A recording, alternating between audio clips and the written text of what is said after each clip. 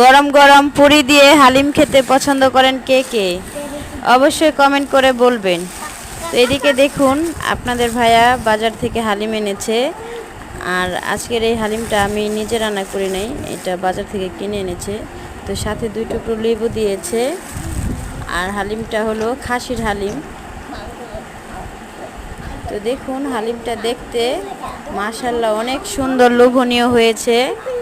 তো খেতেও খুবই টেস্ট ছিল। আর আমি খুবই হালিম পছন্দ করি। হালিম, চটপটি, ফুচকা এই ধরনের খাবার অনেক ভালো লাগে খেতে।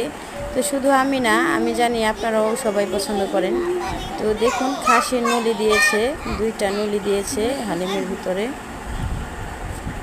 তো অনেক টেস্ট খেতে। তো আমার ভিডিওগুলি ভালো লাগলে অবশ্যই আমার চ্যানেলটি সাবস্ক্রাইব করে পাশে থাকবেন। ধন্যবাদ সবাইকে।